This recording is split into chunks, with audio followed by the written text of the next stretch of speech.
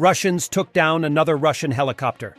This was hinted by Fighter Bomber on his Telegram channel. It is unclear where and when this happened from the text. The very first losses of our aviation in the special military operation were from our own air defense. On the very first day of the war, I think our last crew shot down in the war will also be by our air defense. Moreover, every loss is investigated. The reason for the loss is repeated. Deceased crews are awarded the Order of Courage. Air defense crews are awarded the Order of Courage a little later, and so on in a circle. As I understand it, this suits everyone except the pilots. Moreover, lately, we have to dodge our missiles more and more often, and there is no light at the end of the tunnel. To the crew of the Mi-8 MTV-5, Eternal Flight. Disposal of the occupiers in the Avdiivka direction. Russian Assault Battalion commander was reportedly killed in Avdiivka on the 21st of October.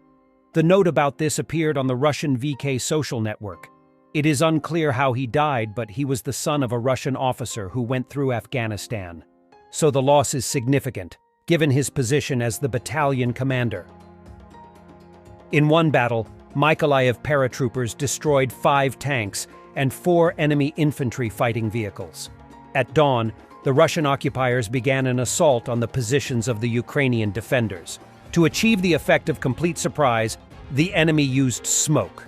Ukrainian intelligence noticed the advance of the enemy column in time, and the artillery of paratroopers began to inflict fiery defeat on the enemy.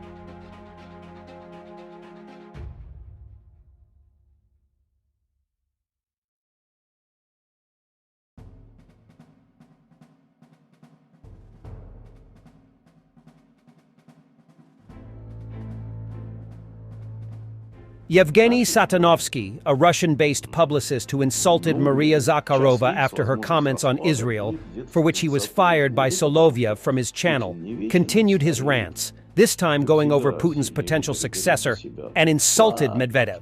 Satanovsky has been known to the wider Russian audience for at least a decade. He is a pundit who often appears on the big screen, so his critique of the authorities is actually an interesting turn. Perhaps not all that impactful, but meaningful nonetheless. Нашей страны,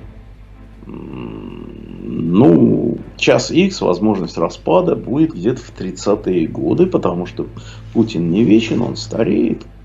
Как всегда, сильные лидеры берут за себя слабеньких.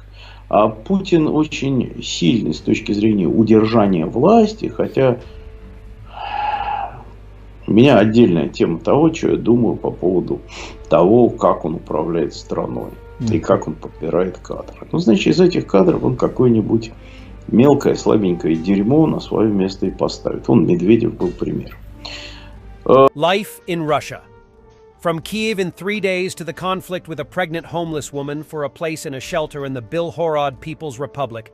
Belgorod is still Russia, by the way. Translation? People were outraged that homeless people started living in a bomb shelter. This one in the video. An alcoholic, a homeless woman, and she's also pregnant. These are the ones who give birth in Russian Nazi state, replenishing the demographics. Rescuers in Sumy region spent the whole night searching for a woman born in 1931 with the help of search and rescue dogs. The emaciated lady was handed over to doctors. I love stories with a happy ending. We don't have a lot of them these days.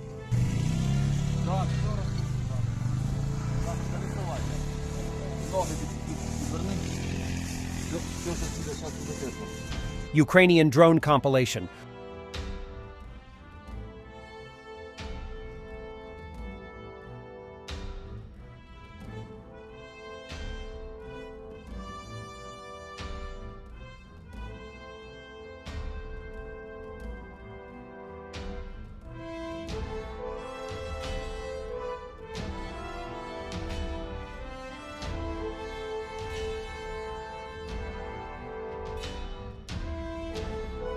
remote demining.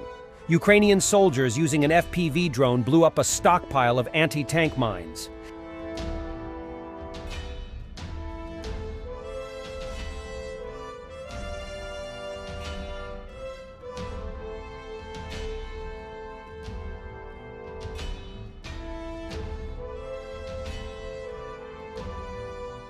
Infantry fighting vehicles play an important role in modern warfare due to their high mobility and survivability in the war zone, also helping to save lives of soldiers. Marder 1A3 is one of the best IFVs in service with our defense forces. Look at the comparison of German-made Marder versus Soviet BMP-2, mainly used by the Russian army. We thank our German partners for strengthening Ukrainian army. You cannot ignore the importance of infantry fighting vehicles in current Ukrainian campaign. Deploying the troops on the ground, providing them with cover and direct fire support. And behind me, you have one of the best vehicles for this task. It's a German-made Marder 1A3. The Marder has been a part of the German army since the 1970s. Originally designed during the Cold War, the machine has undergone significant modifications over the years. These IFVs have now made their way to Ukraine, where they are fulfilling their original purpose, engaging in combat against Soviet machinery.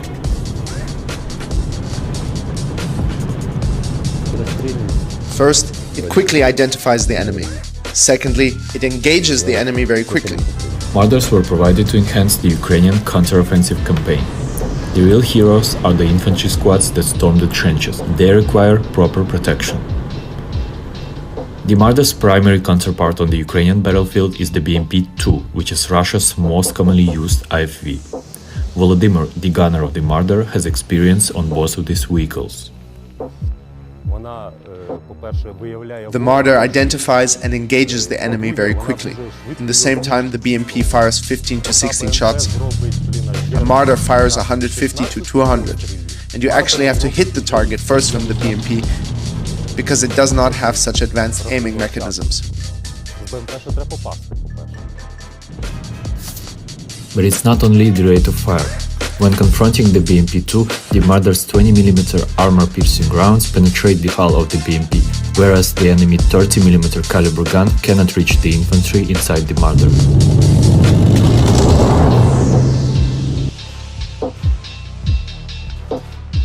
This is what we're fighting for.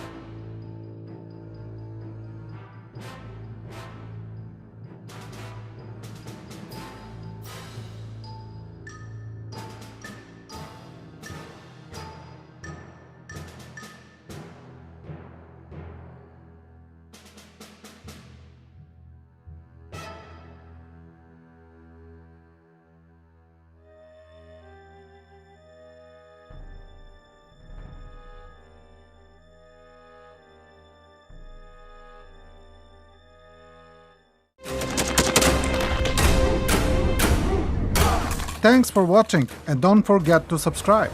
Also, if you wanna support Warthog Defense, please become our member and get early access to new videos, exclusive members-only videos, and become administrator in comment section. The membership link is in the description.